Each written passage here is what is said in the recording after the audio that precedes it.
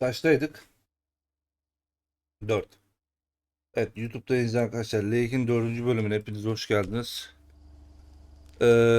Slow motion'da kargoculuk.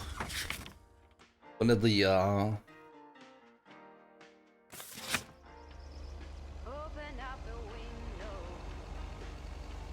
Melek hoş geldin. Ya Melek, oyun o kadar yavaşladı ki. Kargo çoğaldı. Kız aynı ritimde devam ediyor. Uykumuzu getirdi ya.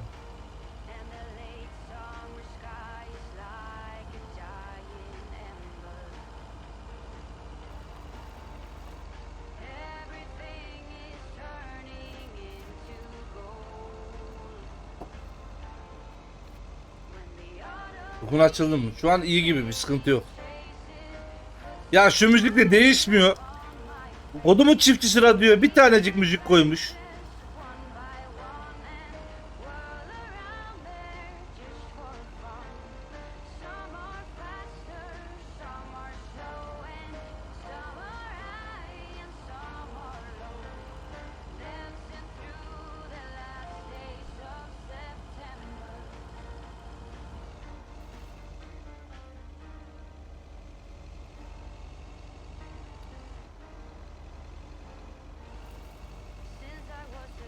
Radyoyu kapat diyorum, kapanmıyor.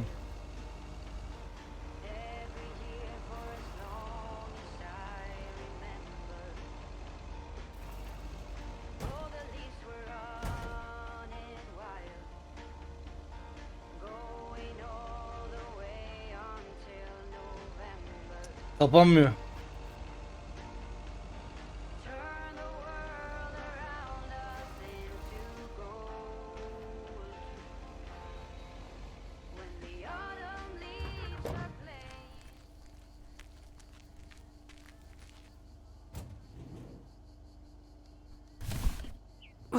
That's heavier than I thought.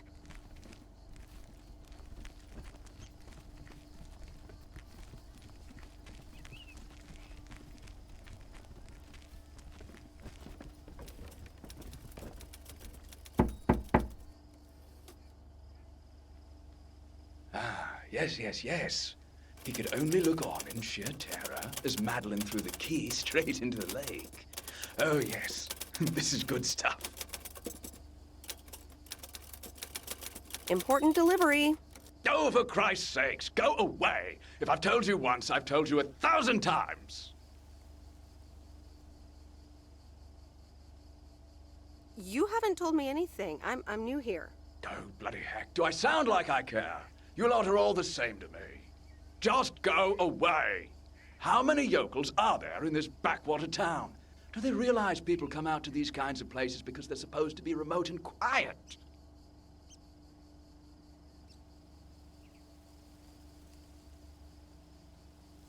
Posta siparişi vermeyin. Sir, if you don't want to be disturbed, don't mail order anything.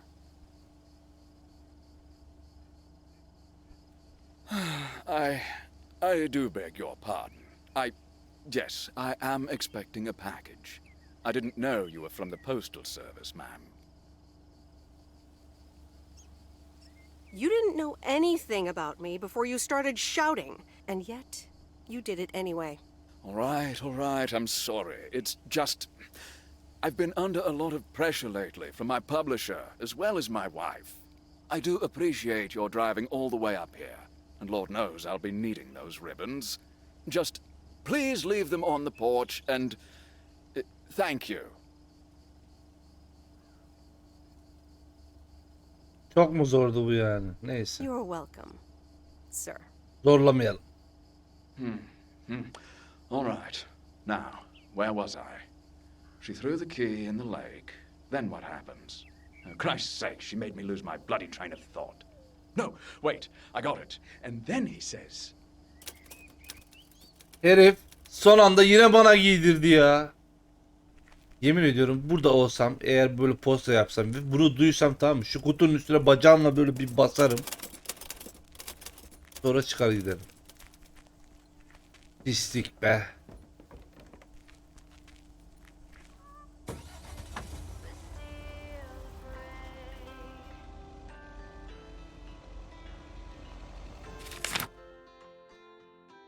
Melek burada mısın?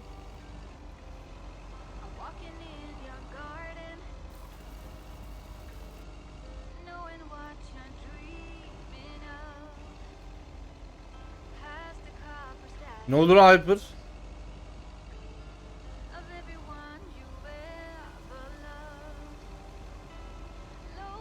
Uyudu değil mi gene Melek?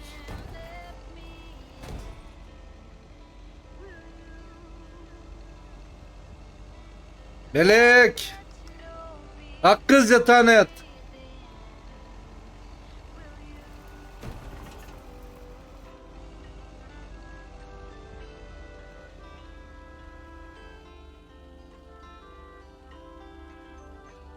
ASMR yaparım bak.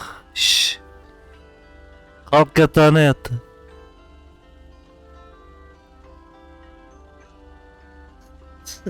Sızdı ve uyudu kaldı bence. Arkadaşlar. Geçersin oradan da ya. Geçemedi ya lan.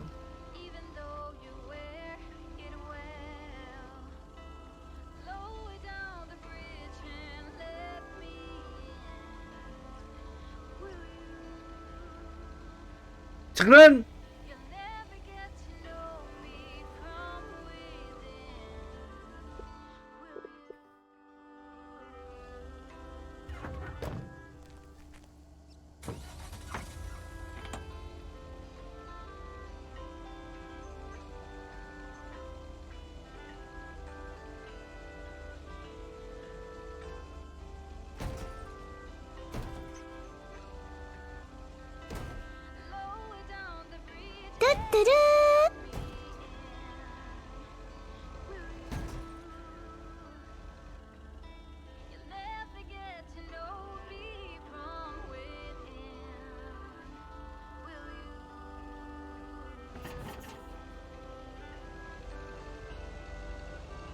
İyi tam hoş geldin. Teşekkür ederim.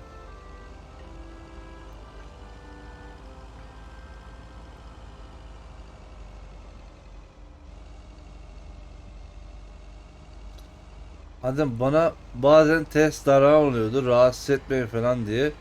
İkinci gelişimde o kargonun bayanına. Ne yapıyordun la kargo ya?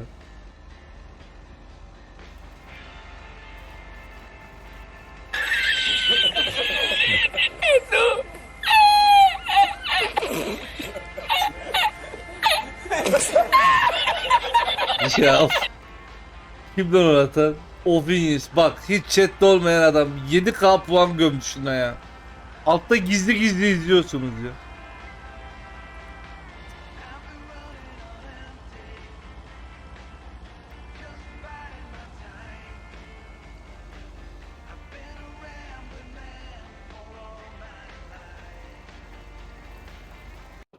Bu dayının gülüşü zorla güldürüyor. Ya bu dayı öldü ya.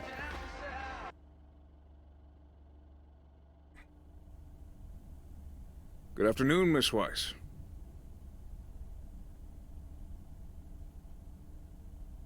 Ay ben senin ta korkuttun böyle birden gelir. Yikes, you creep! You keep giving me jump scares. What? I mean, excuse me, sir. Slip of the tongue. Good afternoon. I wanted to let you know that today was my last day here. Oh, really? Will Frank be coming back then? That's all I have to say. Good luck. Uyuz keçi ya. Pikachu? Telefon çalıyor. Hello? Hi, Em. It's me, Kay. Oh, hi, Kay. Good, you're home. Listen, I don't know if you're busy tonight, and I wouldn't normally bother you like this, but I'm kind of in a huge pickle at the moment, and now I'm imagining being inside of a huge pickle. Thanks, brain. You sound a bit agitated. Okay, so this is going to sound like I'm 16, but I have these tickets to a really big concert tonight for Barry and me, and it seems the babysitter has just bailed on me. All right, so maybe the babysitter part doesn't sound like I'm 16, I hope. Anyway, it's Journey, so I'm like, oh, I need to go tonight, and I got these tickets ages ago. And it's a long drive to Portland, so we'll probably be out all night, and I promise you I've called everyone and their brother. Besides, they're really good kids to watch tonight. Whoa, whoa, whoa, whoa, whoa, whoa. Çocukları bana kitleyecek.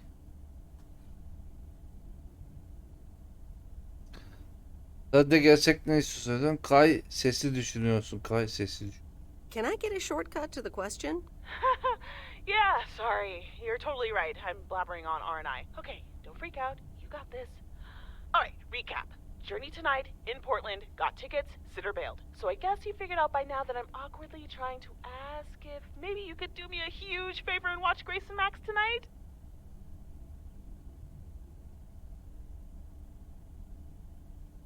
Of.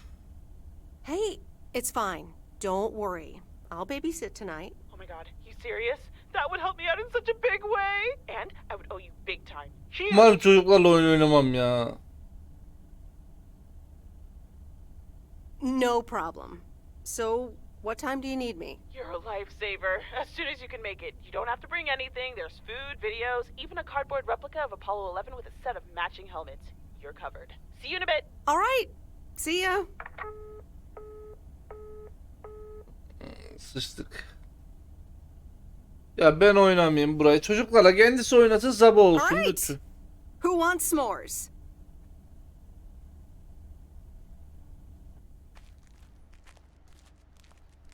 Cuma. Of. Hey, guess who's back? Frank? I'm so glad to see you again. I'm so happy to be here again. I guess Morgan didn't stick around to welcome me back. Good riddance. Hell yeah, that clueless piece of work. Tell me more. How'd you get rid of him? Well, what can I say? Don't mess with the big boys. I guess they didn't understand that some of my customers do a little more than talking about their cats. Ooh, this sounds very juicy. Frank Coleman's no stranger to the high-stakes game. I've got lawyers in my inner circle. All it took were a couple of lawsuit threats.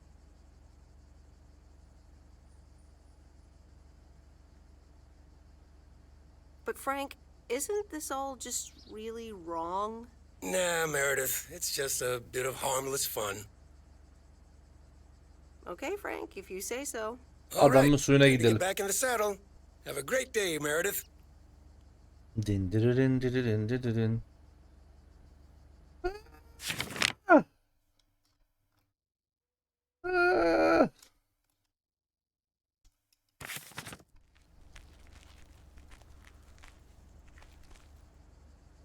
A very good morning, Providence Oaks. Dayı bir sus ya. Positive or pet peeves? I wonder what it'll be today. Actually, no. Nancy, the floor is yours. Yeah, Jack, I've got a pet peeve. Why do people start fake coughing when I'm smoking in my store?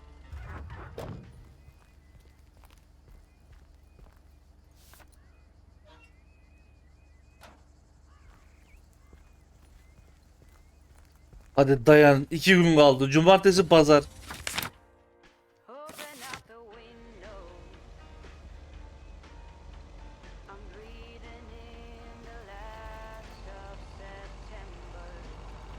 Kız çok yavaş gidiyor ya.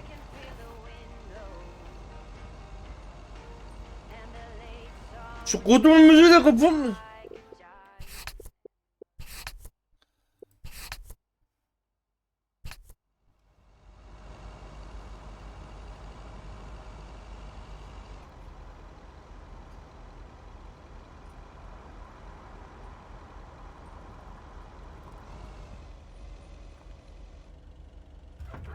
Bunalttı ya.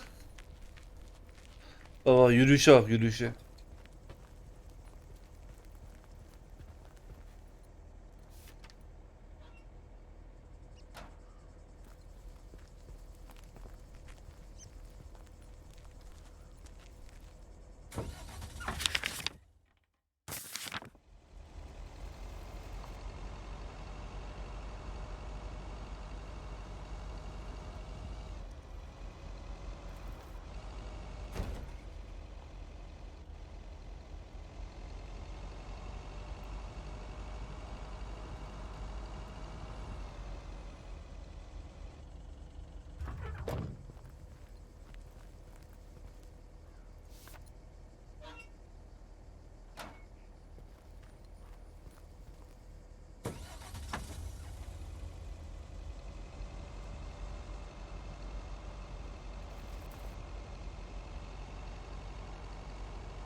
Kargom var, nereye, buraya mı? Hangi sokak bura? 402.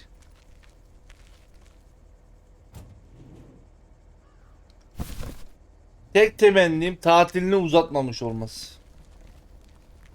Bitirsin gitsin ya, defolsun gitsin arkadaş.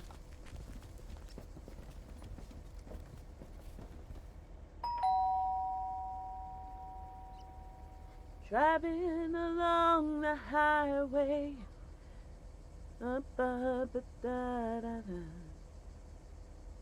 Hello? Friday delivery day. Well, just call me Friday Delivery K. Okay, no, that sounded better in my head. Someone's in a good mood today. Yes, thanks for looking after Max and Gracie last night. You were a real trooper for stepping in last minute. Are they okay? Did they mention anything? Max did say I owe him pancake breakfast for the rest of the week, and Grace said she will never sleep again, but yeah, pretty much. What movie did you watch with them anyway? So... Were you singing when I came up Konuyu here just now? değiştiremem. Ne izlettik Oh acaba? yeah. Man, Journey is so good. Those songs have been stuck in my head all day.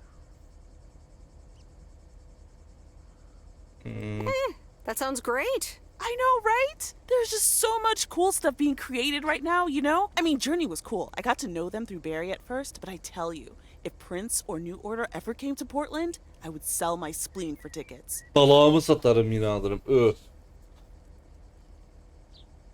One spleen, two bands. That's quite the potential dilemma. Oh, and I haven't even mentioned Cyndi Lauper, or Run DMC, or Stevie Wonder. And before you go there, I know you're probably setting up a joke about spleens and Hammond organs right now.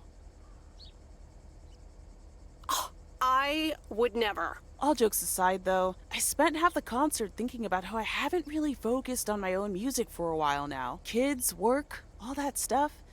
So much going on. And I mean, I bir de senin love müzik tinkering, çıktı. but right now, I'm not sure I'm even creating anything cool or just, you know? Not even Barry is allowed to listen to my songs at this stage, to be honest. Şarkılarını eserini ortaya koyana kadar ne olur bilemezsin. Belki henüz hazır değilsindir. I'd love to hear your music sometime. I'm sure it's great. Thanks for the vote of confidence. Maybe I'll hold you to that. I was thinking, I have a mixtape with some of my stuff, you know? Just something I've been trying out with my new synthesizer.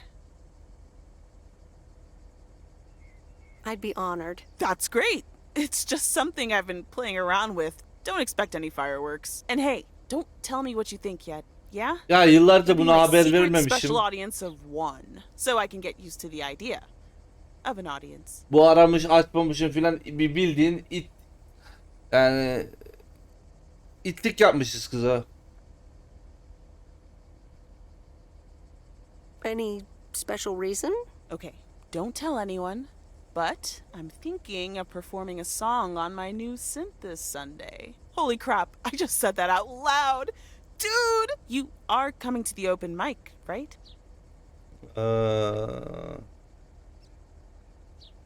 Emin Not değilim. sure yet. Although Maureen will probably come get me if I don't. Yeah. Okay, I'll see you around then. Sure thing.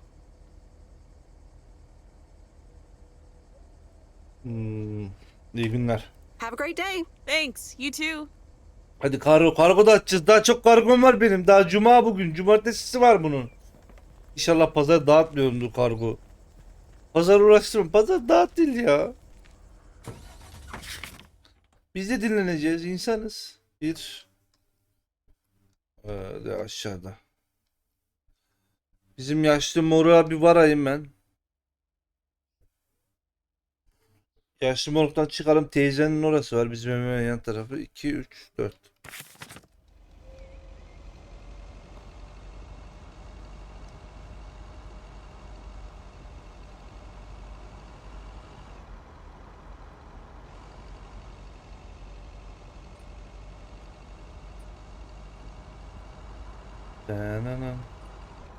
Müzik sesi de yok.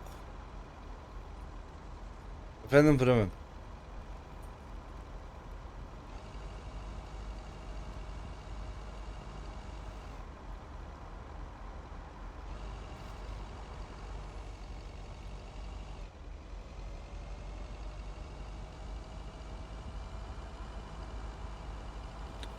Arabaya şu bar bir şey ekleseydin. Shift'e basınca ne kadar gidiyor bir göreydik.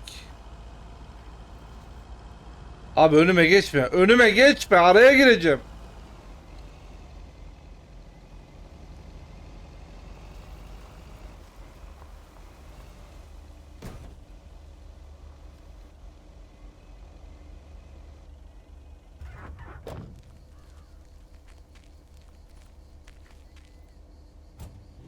Bak yine uykumu getiriyor bura benim ya.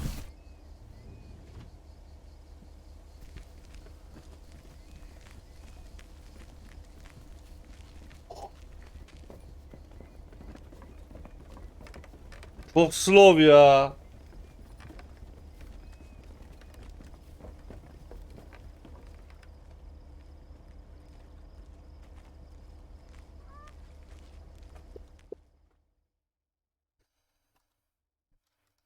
Aga be yüklü değil o da.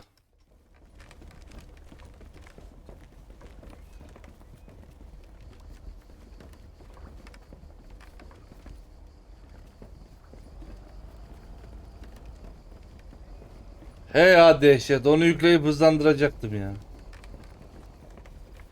Sonradan aklıma geldi. Hayır bir dur postam var hey.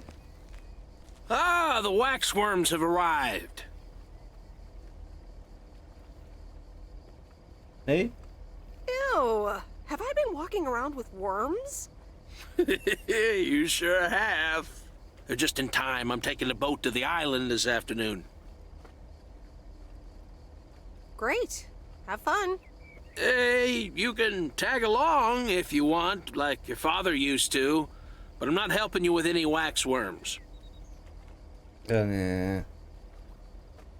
Davet çeşitli ama balıkçılık bana I aynen. appreciate the invitation, but fishing's not for me. Suit yourself, landlubber. Sağ ol dayı. Vallahi hiç çekemem. Postalarım var onları yetiştireceğim. Yoksa biliyorsun. Atar seni çekerim. Baba kartını bana ne kullansın. Ben babam değilim. Nokta.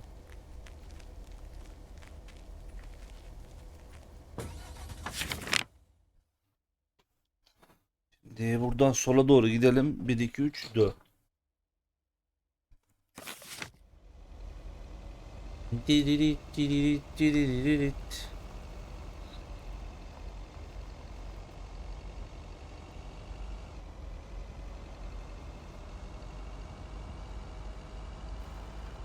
Bizim şu CD'ci kız ne oldu? Ne ses çıkıyor ne solu. Dükkanı da kapatacağız dedi. Ne oldu? Dükkandan da haber yok. Dayı ben geçeceğim önce. Yol benim hakkım. Hiçbir fikrim yok. Hadi buradaki lezbiyen diğer kız da bir şey yapsa diyeceğim. Öbür tarafta işi var. Steve'le beraber.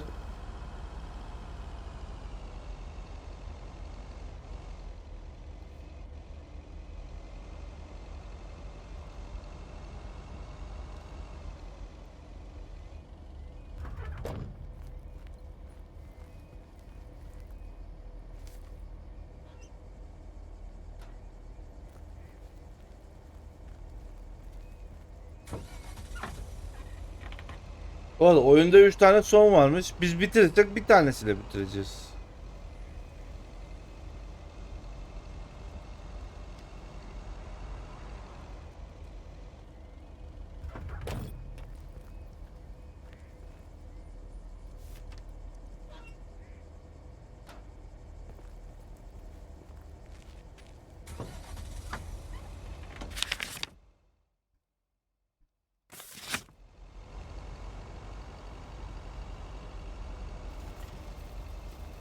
Ben de şeyi anlamıyorum. Millet bunu 4 saatte falan bitirmiş. Demin bir 8 saat yazdılar. Bizim 5 saat 45 dakika oldu. Hala bitmedi.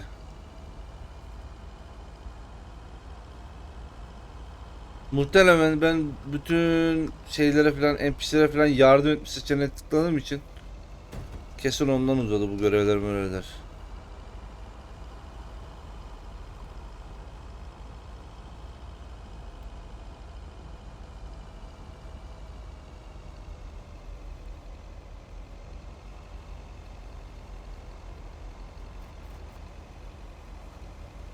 Çifte basmıyor mu?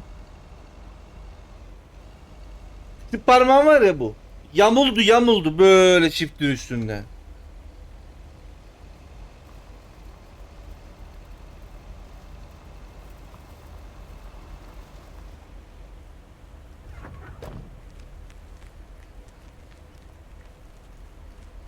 Meredith. Nerede gördün? Selam. Hi. How are you? I was away for a few days on an urgent job out of state. Ah, okay. Here's the mail. Thanks. Priority mail from Town Hall. Let's see what they have to say this time.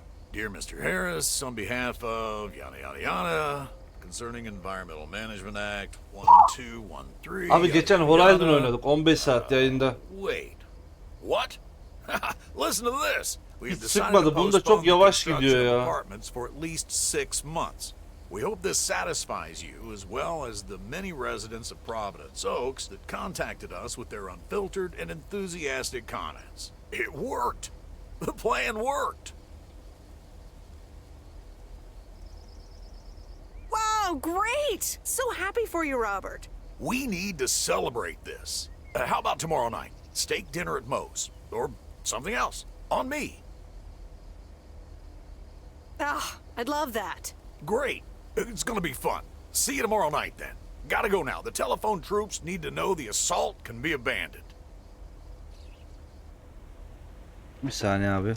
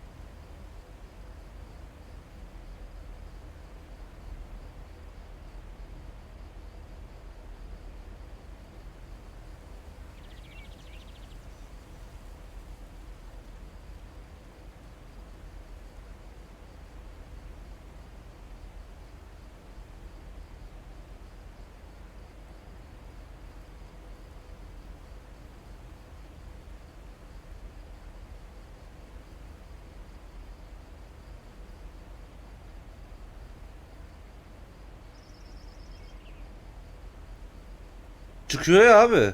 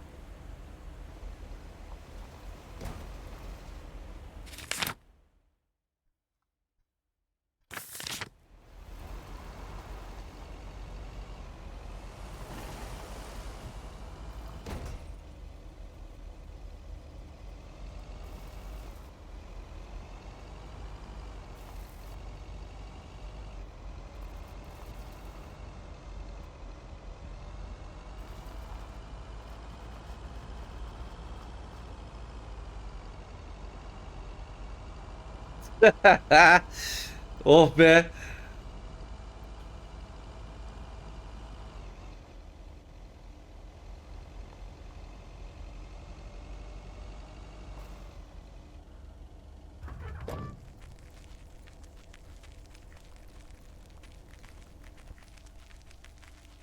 That's the last of them.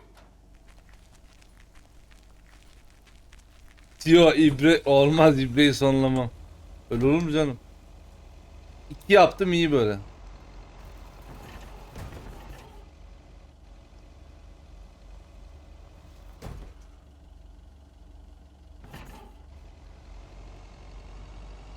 Lan bir sıkıntı var mı? 10 numara geliyor değil mi ses şu an?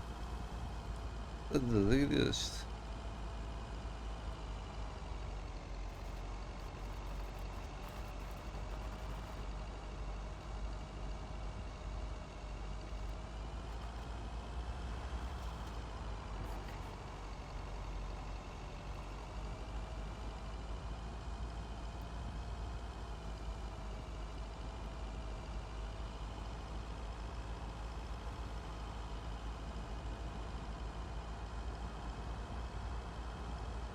Ya valla oyunu uzatalım diye yapmışlar herhalde bunu ya.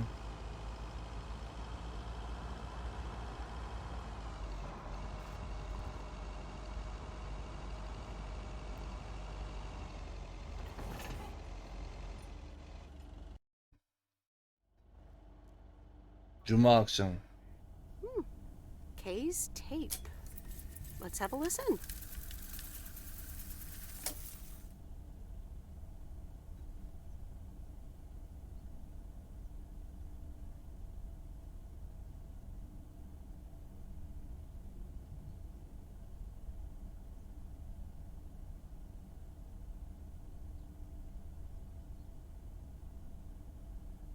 Niye radyo şey dinle?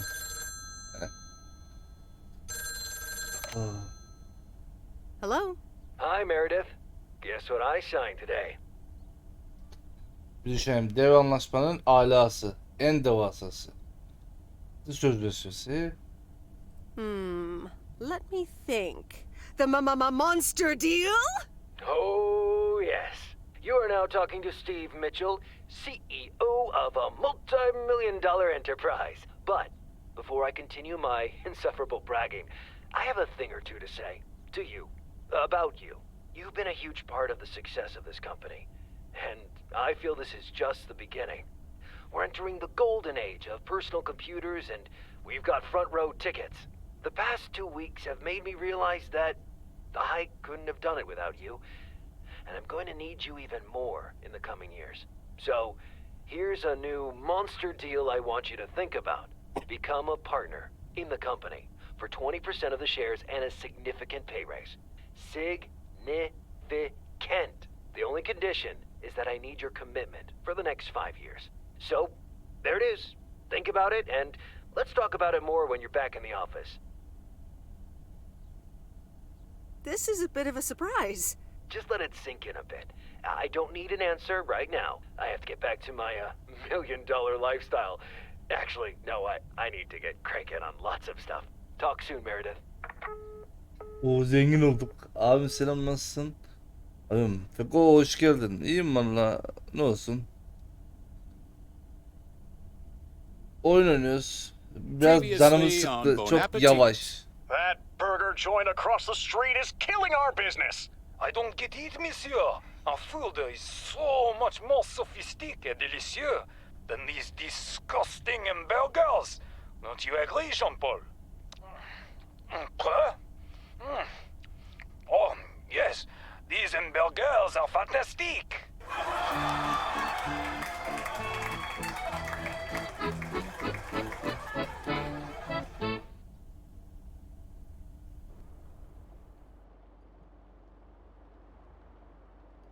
A postcard. From Angie. Miss Meredith, I am so sorry I haven't been able to see you. It's Gel just that artık I've aile been gidecek kardeşim. swamped Görüşürüz. organizing Teşekkür my not ederiz. so timely exit from Providence Oaks. I'm sure you understand. You've probably seen the foreclosure notice. That certainly helped expedite my decision to leave. Anyway, I'll be honest. I'm still thinking about that kiss we shared in the car. And I don't usually dwell on these kind of things. So, feels special, Meredith. I hear you're going to the open mic night on Sunday. I wasn't planning on going, but I want to see you before I leave. I'm really anxious to find out what you've decided to do. Whether you're going to stay in this town or go back to the city or do something else entirely. And I'm going to be forward, as you know I always am. I'd like to know if little old me figures into those plans somehow. So, anyway, I'll see you there, yeah? Love, Angie.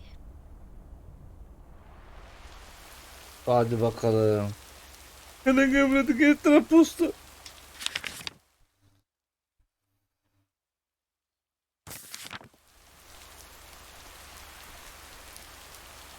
Happy Saturday, everyone. It's Hemen şunu geri alalım.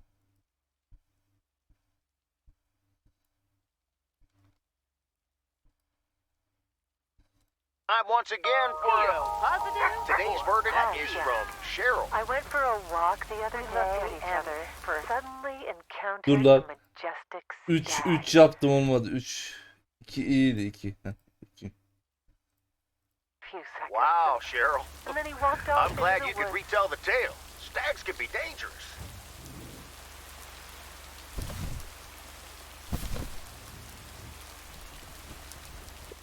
Dur, buradaki TC ile görüşecek değil mi bu?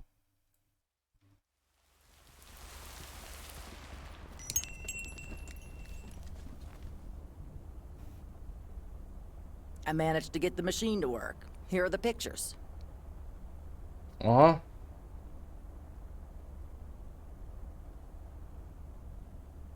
Çektiğim fotoğrafları çıkarmış abla.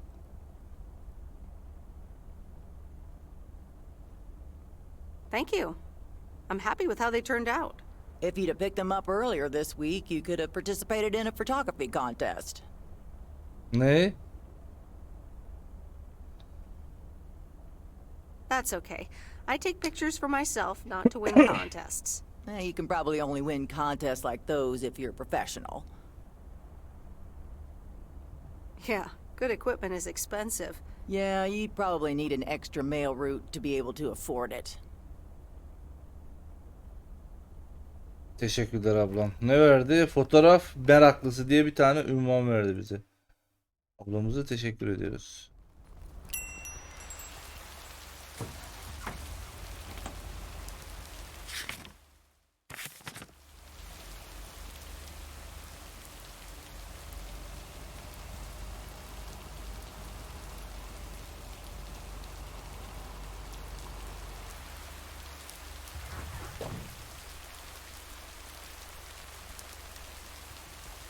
Ooh, interesting.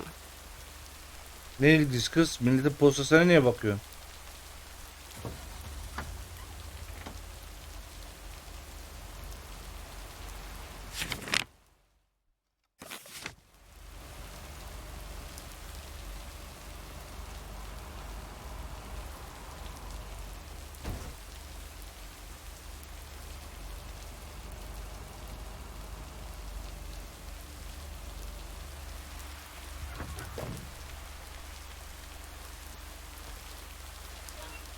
Bir saat mi?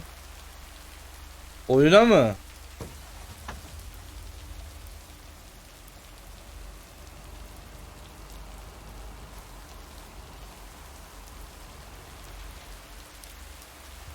Oyunda bir şey fark ettin mi o deypa? Sen demin burada mıydın? Hı?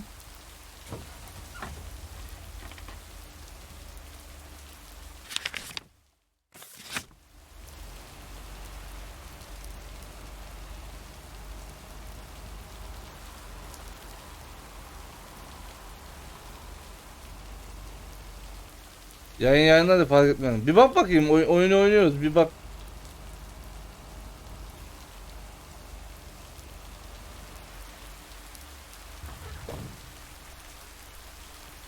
Şu an zevk alıyor musun? Abi demek ki slow'dan hızı 2'ye çektim, şu an o kadar rahatım ki postalarımı yerleştiriyorum. Oo! Uykum geliyordu ya.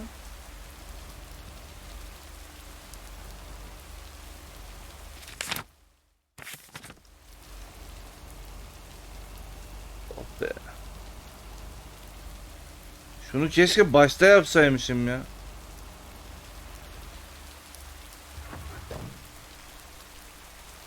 Benim kargom nerede kardeşim? Geldim, evde yokuz diyorsunuz. Ayıp değil mi bu yaptınız? Vallahi biz kargoyu eve getiriyoruz. Sonra bakıyoruz, evde yoksan direkt oraya koyuyoruz. Fotoğrafını çekiyoruz, gidiyoruz. Ha, biri gelip oradan çaldıysa bu bizim sorunumuz da değil efendim. Artık nereden satın aldıysanız orayı arayıp soracaksınız. Kargo şirketimiz bunlardan mesul değildir.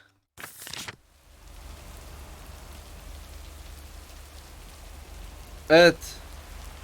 Hepsini verdikten sonra kargo şirketine git diyor.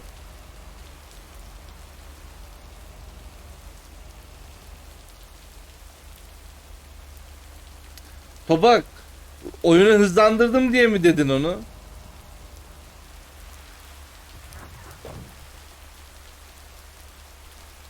Kaç?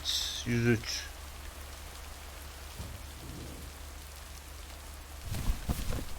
on earth did these folks order? Nope. No answer. There you go. Aynı bak bu şekilde bırakıyoruz buraya. Tamam mı kargonu? Fotoğrafımızı çekiyoruz. Dönüp gidiyoruz kardeşim. Biz geldik, evde yoktunuz. Bak örnek. Lady Andromeda. Gidiyoruz. Ha biri gelip oradan çalar filan, bu bizim sorunumuza değil. Here's your mail. Lady, ben oyunu hızlandırdım biraz. Bak. Normal hızı şu bak. Buyur göstereyim. Oyunun hızı bu. Çifte basıyorum bu. Bak.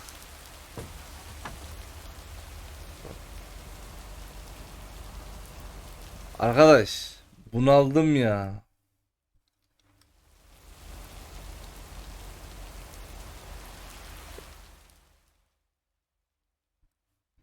Japon seri. Önüme alamam o zaman. Böyle iyi. Şu an en azından oyunun olması gerektiği hızda oynuyorum ya. Ooh, interesting.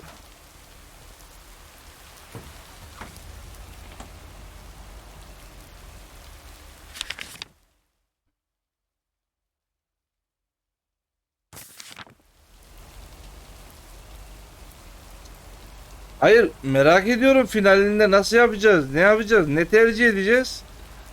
Oyun bitmiyor. Niye? Karakter yürüyemiyor, araba gidemiyor.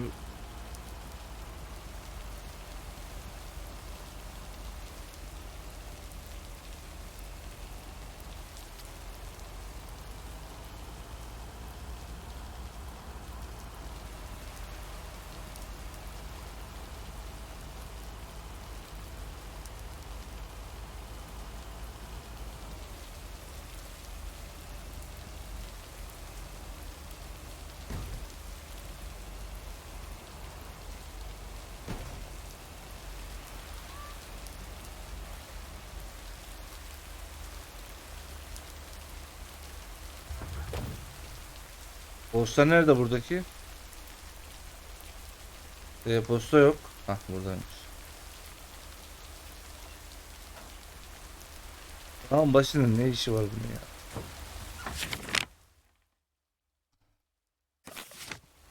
bunun ya? Buradan sağa.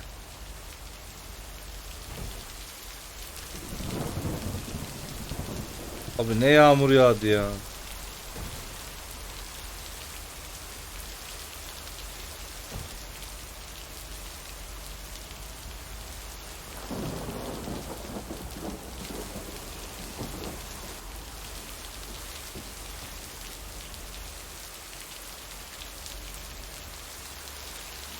Gene mi bu çocuk ya? Geldik yine buna, iyi mi? Karavan çocuğun yanında duruyor. Benzincide. Kız çocuğu vardı ya 16 yaşında. Onun yanında duruyor.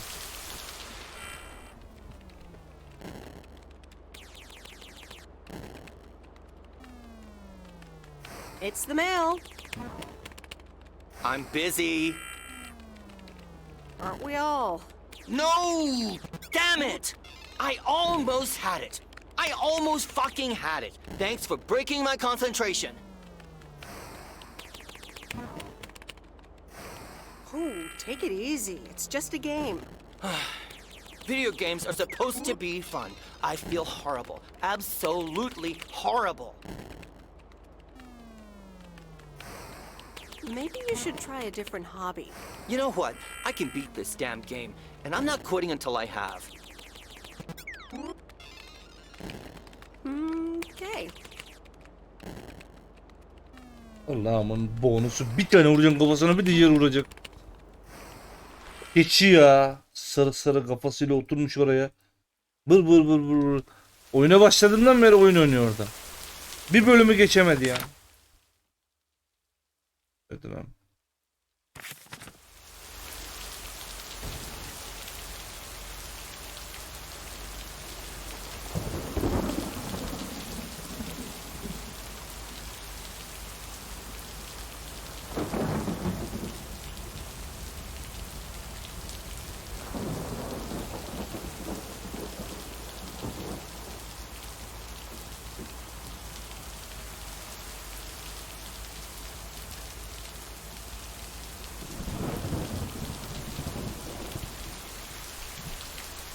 bakayım, dur.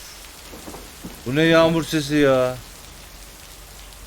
Sanırım ilkokul 3'teyim, yağmur yağıyor şu an.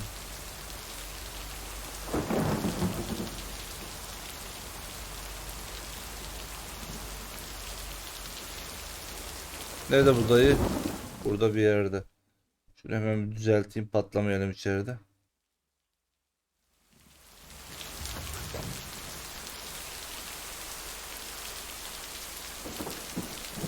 Okay, fellow Providence Okians, it's time once again for the sent-in letters and announcements. This one's from our very own Maureen, or Mo, as we all know.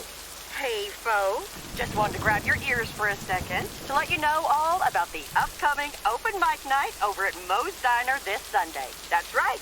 Claim your 15 minutes of fame. Enjoy some whale performances and the usual good food and drinks for everyone.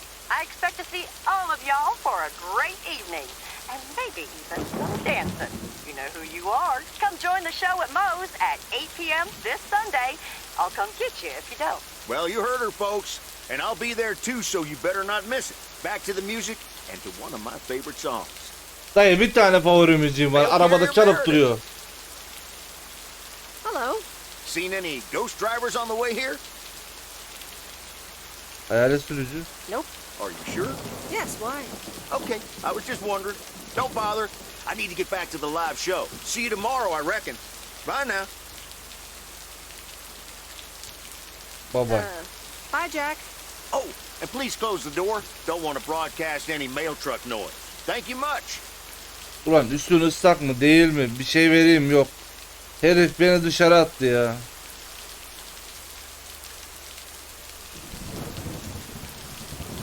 Bilmem. Şimdi doğru suyun içerisine bitti. Bakayım kaldı mı haritada? Yok.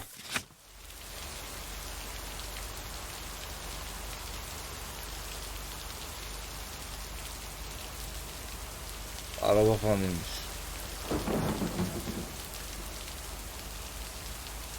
Yok, suya atlayacağım şimdi, oraya geçeceğim ya. Basmadım o yüzden.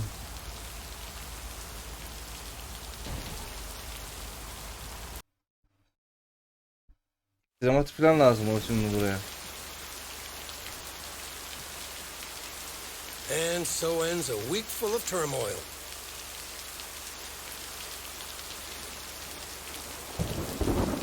Are you happy it's over? If only the Angels hadn't lost to the White Sox. That would have made it perfect. How much would you have won? $876.34. $876. Bana da versene Yasin. They're playing each other again tonight. Should I change the bet? Sporda kumar da gram umurumda değil, kusura bakma.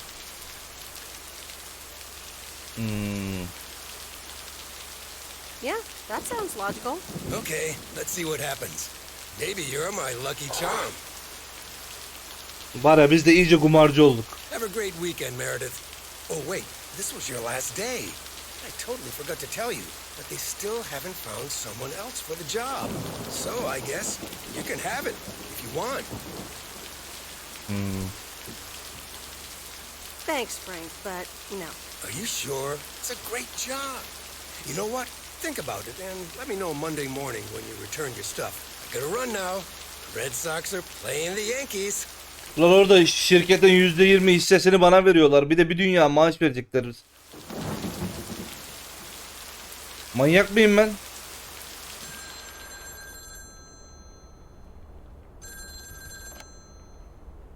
Hello? Hi, Meredith. It's your dad again. How was your time in the mail delivery business? Oh, hi, Dad. Well... Alınma ama yakında biteceğine seviniyorum gerçekten. İyiydi işte, güzel bir hava değişikliği. Gerçekten cidden. It was okay. A nice change of scenery. Great, but not something you do for the rest of your life.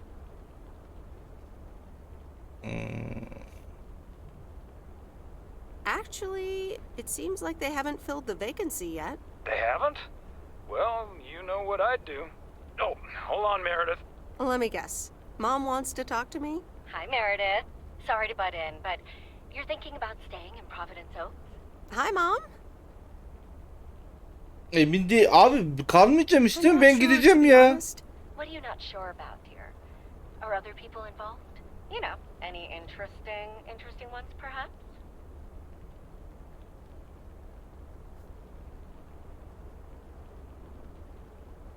Well, there are some interesting developments, yes. Oh, there are? But are they really interesting enough to give up your entire career? I really think you need to think long and hard on it. Oh, hold on. I have a suspicion Dad wants to talk to me. Meredith, I just wanted to say, you need to clean the lint filter on the dryer every once in a while. If you never do that, it could burn the house down.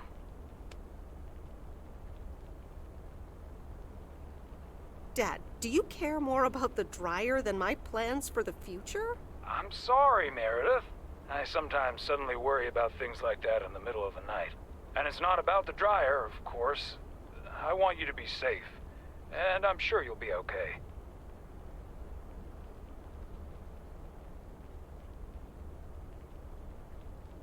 I'll be fine. Don't lose sleep over me. Okay, Em. Take care. I gotta go. We're running out of coins again. Pazar gününe kargo çıkarmayın bana ne olursunuz. Pazar günü kargo mu olur hadi ya. I hope you don't think I'm a cheapskate for having dinner here. There aren't a lot of other restaurants around, and I'm pretty sure their food isn't better than Moe's.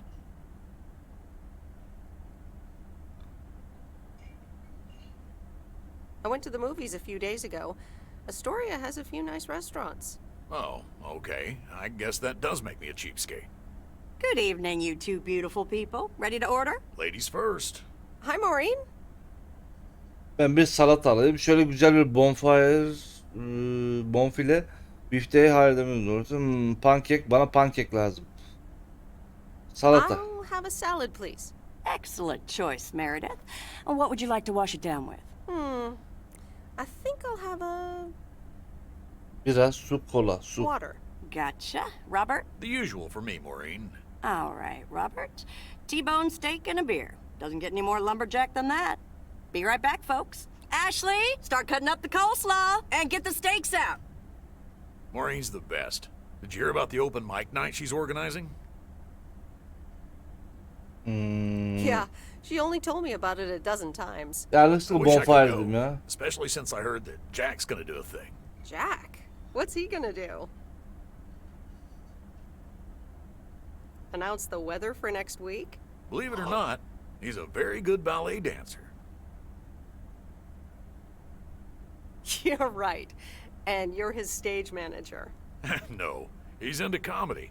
Would have loved to have Yok la buna varmam. Ne varacağım? This is a good week anyhow.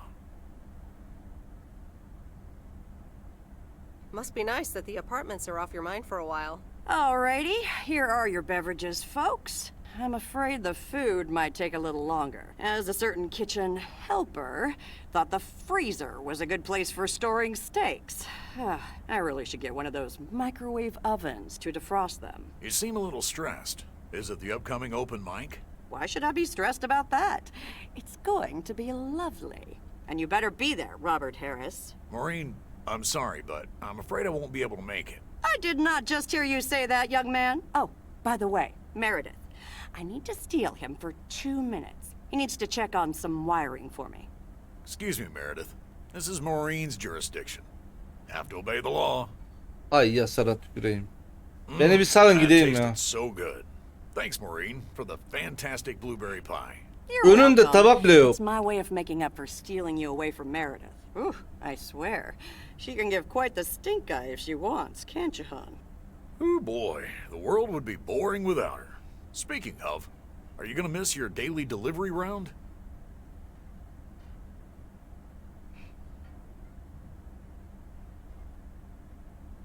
Not really. I'm looking forward to going back to the big city. Ah, the big city. That's not for me.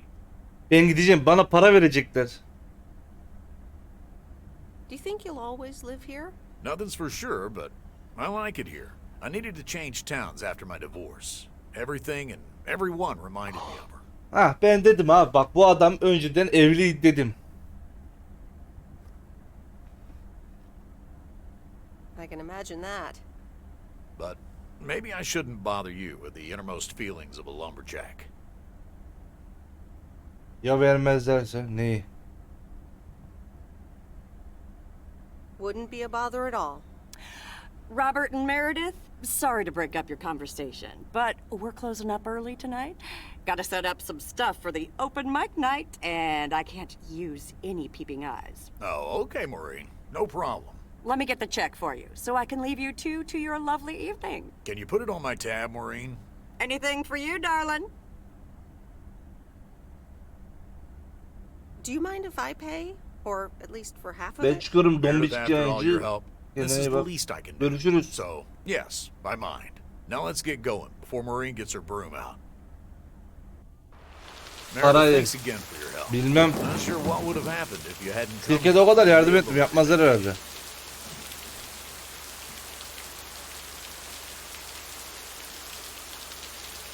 It was nothing. Glad it got sorted out just in time. Sure did. For now. Take care. Hope to see you around again. You too, Robert. Take care. Sarılma mı? Good luck with the apartment. Hayır, and call sarılmayacağım. me if you need help. Git lan.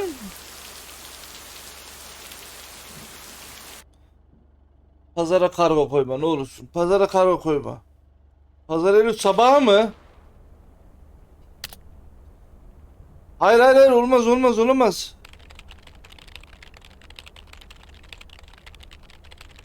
Oh.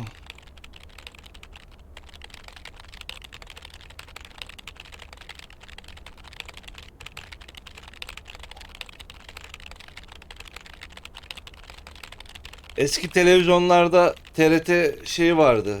TGRT neydi lan o? Böyle yazılar, simgeler, hava durumu, bilimler, çıkacak şeyler falan.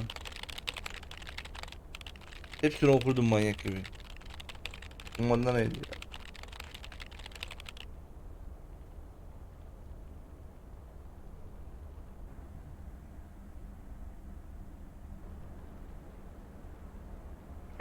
Anyway, I love this town. You know I do. So, I'm dedicating my last jokes to specific people here tonight. The first one's for Maureen.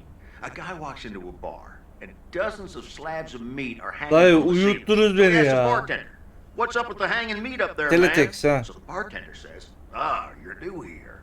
Well, we like to play a game here. If you can jump up and slap a steak, the house will pay for your drinks all night. However, if you miss, you have to pay everyone else's Fazla bartender. şaplak vurabilsem bir. Want to give it a go?" "Nah," says the man. "Those stakes are too high." Abi bu oyun oynamayın This ya one's for our valla. own newcomer, Meredith Weiss.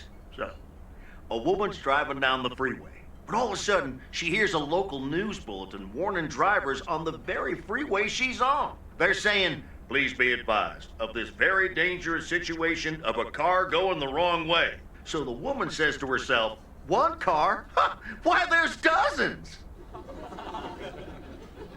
Well, folks, wasn't that special? Now, let me know if any of you have any jokes That's about it. Jack, you hear? It's an open mic after all. It's actually time for a little break right now. So come on up to the bar for some of our finest concessions. We'll continue shortly. Mildred, how are you? And how are the cats? Fine on both counts, dear. Thank you for asking. So, do you like the hair?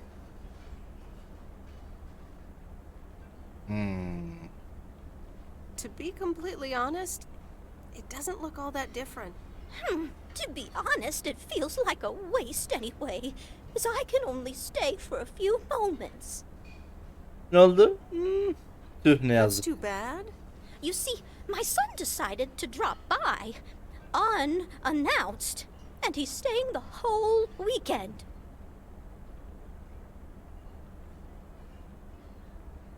Well, that sure beats getting a teddy bear in the mail, doesn't it? All right, well, anyway, take care, dear.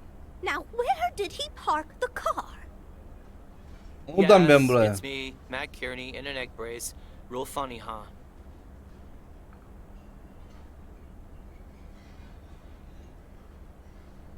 Ben ne yapayım buna?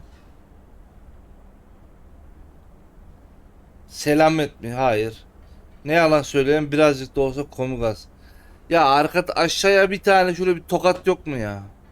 I must admit, it's at least a little funny. What happened? Well, I was about to send the final boss to the afterlife, but then the computer crashed. I kicked my foot out in anger and fell from my chair, and now I'm here looking like a loser.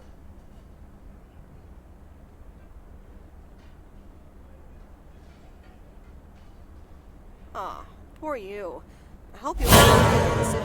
I hope so. I can't even use my computer right now. Guess who? Basil from Baker Street. Aw, now I'm going to be a disappointment. It's just me. Uyuma devam diyorsun da bu oyun gerçekten bunalttı ya.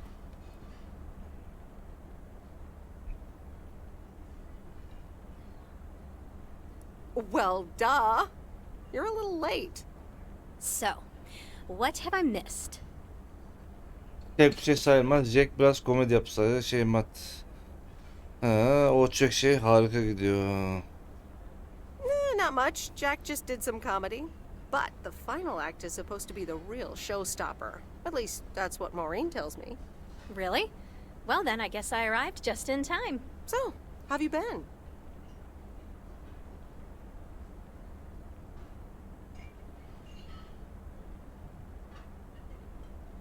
Busy packing, I guess. Super busy. Again, I'm sorry I didn't have more time to... Hey, Meredith. Hey, Angie. Sorry to pop in like this, but I just wanted to inform you I fixed everything on the RV. She's got a new radio, I replaced some wiring, adjusted windshield wiper speed. The raccoon is ready to go. Raccoon yola hazır. That's great, Lori. Thanks.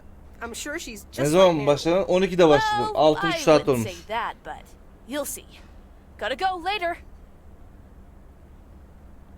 An RV? You never told me you had an RV. Well, it's kind of a recent development. You know Mickey and June?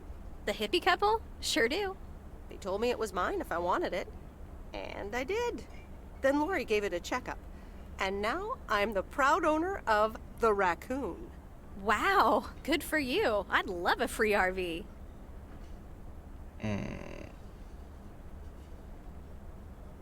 Bak ne diyeceğim. Al senin olsun mu?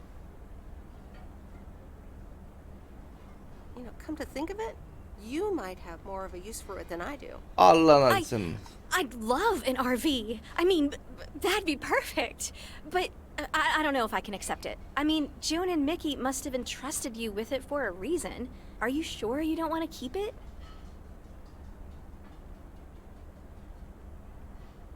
Haklısın aslında. Evet ya, yok bende kalsın. Gerçi şirkete gideceğiz. Zammam da isterim de var. Bunun hiçbir şey yok ya. Nah, I'm good. It's all yours. Wow, I don't know what to say. And that's a first for me.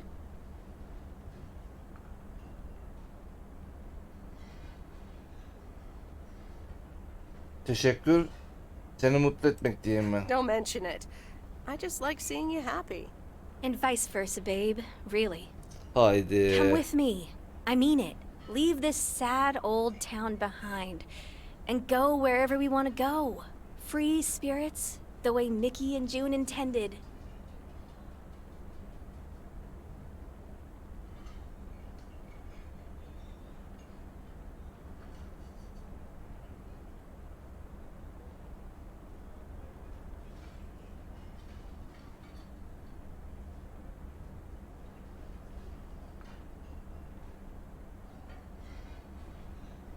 Bir mi desem, iki mi desem, üç desem direkt ayrı. 1 ile 2 bir tanesinin laciverti yani.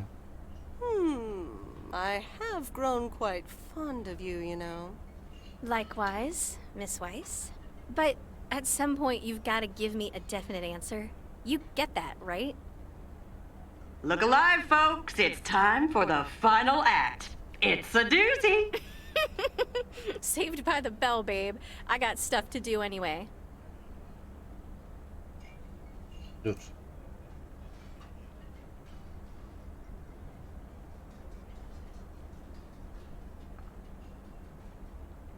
Angie, wait. Dear people, none other than our own Kay Evans will perform next. She has been writing songs since she was a little girl, and I cannot say how thrilled I am to host her first performance of hopefully many to come. I am so proud of you, honey. Please put your hands together for Kay, everyone!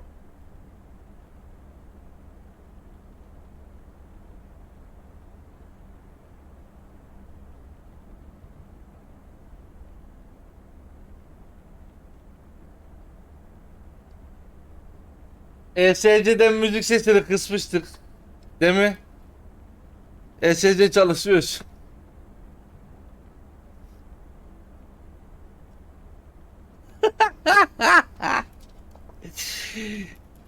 ESC yok. Müzik sesi de yok.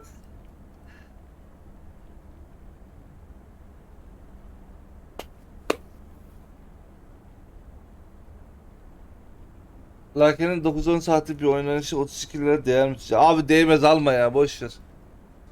Tamam, hikaye bir şeyler anlatmaya çalışıyorlar.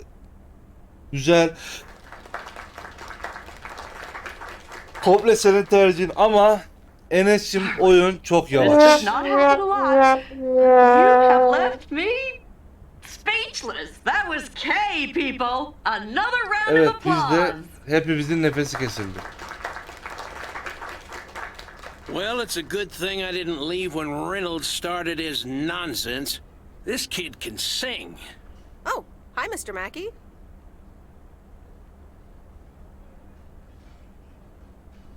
Yeah, she's awesome.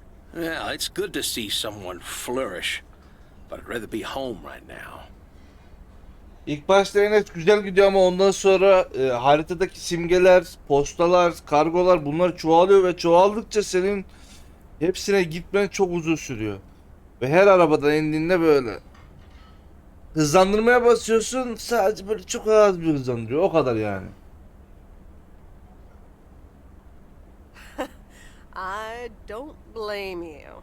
Smoking a pipe and reading a proper book is the only acceptable way to spend a Sunday evening in September. Bert, thank you so much for coming. I know you'd rather be somewhere else right now. That's okay, kid. I don't regret it one bit. You did great. But ladies, if you'll excuse me, I'm out of here. Bye-bye. Good night, Bert. Thanks again. And now for an announcement. I'm serious, so hush now. Now, you all know that Kay has been working here at the diner for quite a while now. In fact, she was my anchor after Stan left us. And I think the time has come to formally announce right here that I will put your name above the door of this place, honey, where it belongs. Kay's place. Mo Kay's. We haven't settled on a name yet, but there you go. Another round of applause. And have some drinks with us.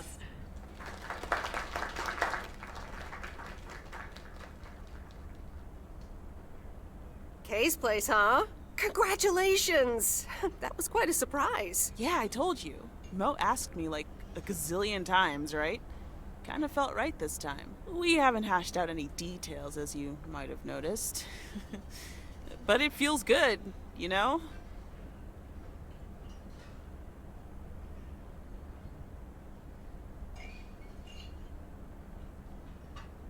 I have to hand it to you.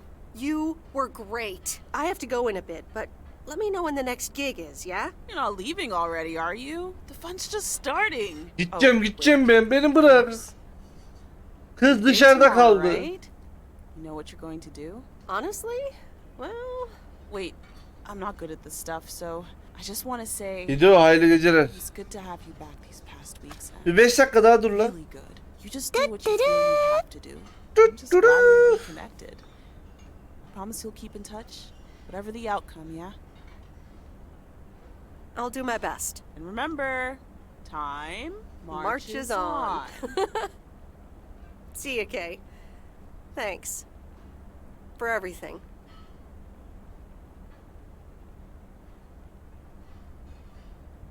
My lovely people, The time has come for the open mic part of the evening to end. Ashley was Abla, sal going to bizi do ya. ventriloquist bit next, but I just heard his hand back in his cabin. Let me thank you again for joining us, and there's plenty of food and drink to go around.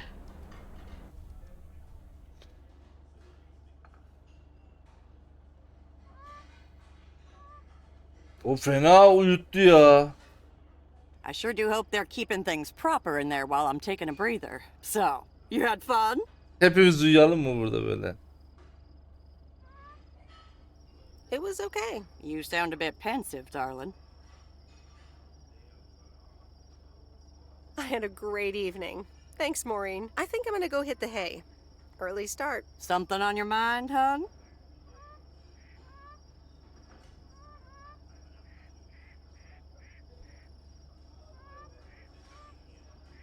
No, I'm fine, honestly. Big day tomorrow, is all. How did things end up with Kay? You could tell me to mind my own, of course. It's just that girl is like a daughter to me. We Tamam talked, abla. yeah. Yeniden bağlandık gerçekten öyle olduğunu düşündüm. Geç artık ayrı dünya insanlarla birlikte. We really reconnected. And I'm happy we did. Listen, you're two grown women. And if that's the choice you two ended up on, I can only respect that. Speaking of choices, you've got a big day in the morning, don't you? Know what you're gonna do yet? Ablam bizi sal artık. Gidelim yatalım. Ablam. Seni ıstırırım.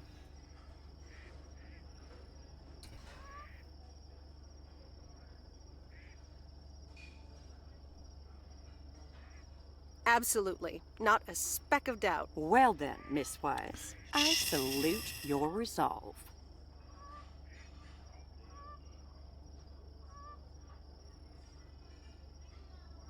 Even if it means I'm leaving? Sure, hon. Listen, I'd love to have you around. You know that. But you have to do things because you want to. Or because you feel you need to do them for yourself. You don't owe any of us anything. Seni özleyeceğim.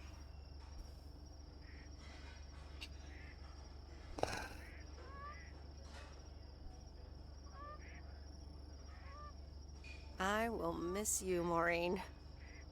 I best get back inside. You take care now, Meredith. Hepinizi ıstırırım. Take care, Maureen.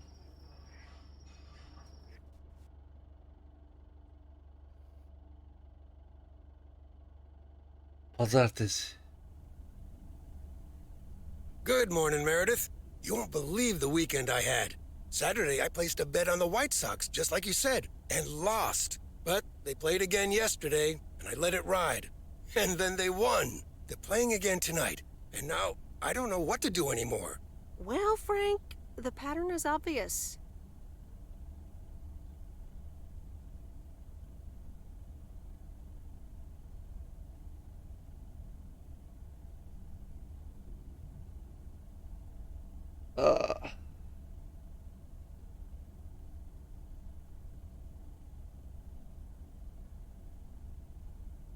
You're a gambling addict beyond salvation. Haha, Meredith. I guess you're right, and I guess I don't mind. Speaking of gambling, I bet you're taking the job, and that's not just because you're wearing your coat. I love the coat, Frank.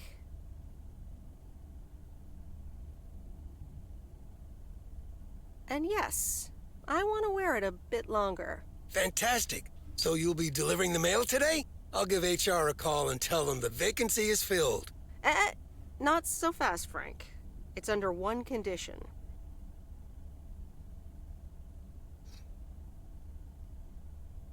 I want in on the action. A fair share of your bookie profits. Profits? Meredith, it's nothing. Just a friendly service to the people here. Don't bluff a bluffer, Frank. Okay, Meredith. How about 20%?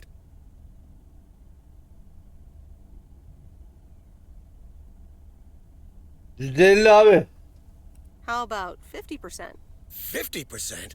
Meredith, setting up this operation cost me years of hard work. The best I can do is 30%. Or else I'll just do it all by myself.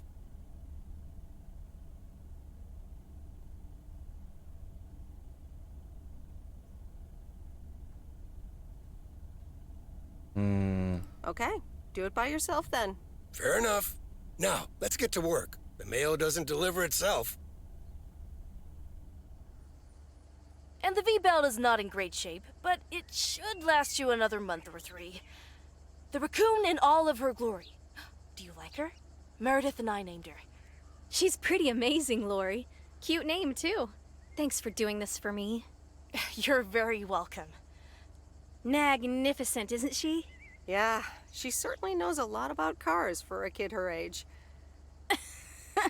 I meant the RV. But sure, Lori's great, too. So, you all packed? Sure am. The big stuff's in storage. But I've got the bare necessities. Clothes, toiletries, and a whole bunch of videotapes. So, where are we going first? Yeah, about that.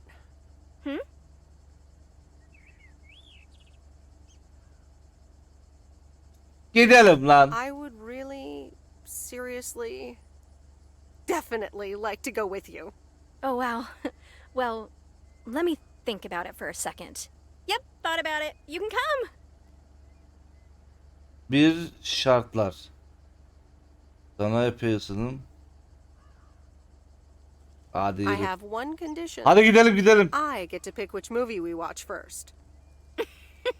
Deal. I'm in the driver's seat, by the way. I've heard about your driving. What have you heard? From who? People talk. When advertising exec David Howard, parentheses Albert Brooks, is passed over for a promotion and subsequently fired, he decides to change his whole life. He convinces his wife Linda, parentheses Monica Johnson, to sell their house and roam the country Easy Rider style in a Winnebago.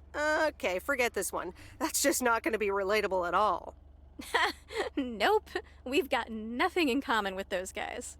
I have another flick where a bunch of academics set up a ghost hunting business in an old fire station. That should be way more accessible. Kafalar gidik gidik boş ver. Eastman, have you seen every single tape in here? Not all of them, but most. Come on. But I don't mind watching them again. In fact, I'd love to see them with someone who knows nothing about movies. I was going to put it a little nicer than that. Someone who has unspoilt virgin eyes. Virgin eyes? What are you, a poet now? All right, well, Lost in America will unspool before these virgin eyes soon enough. Tell me about Stand By Me. It's about 4 kids from Oregon, right?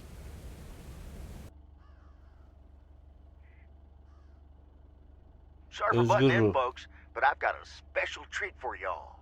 I just updated my playlist. This new song is from our very own Kay Evans.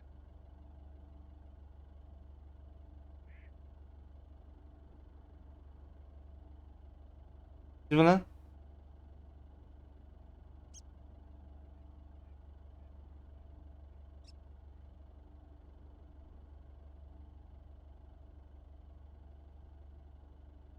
Burası son.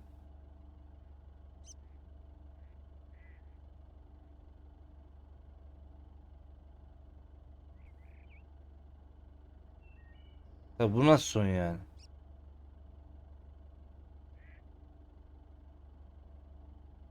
YouTube'da ince arkadaşlar bu oyunu oynamayın. Vallahi bak. Gerçek diyorum. Oynamayın ya. Gerek yemin ediyorum bak uykunuz gelir. Hızlandırırsanız belki ama yoksa oynamayın. Gerçekten oynamayın ya.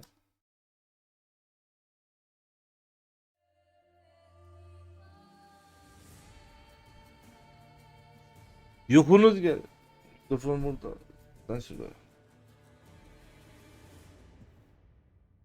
Kamerayı 1080 aldım. Nasıl? Güzel gözüküyor mu?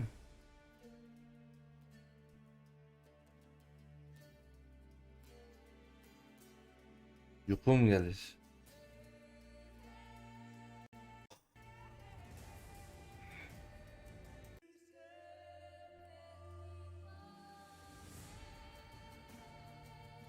Tabii kesin öyleydi zaten.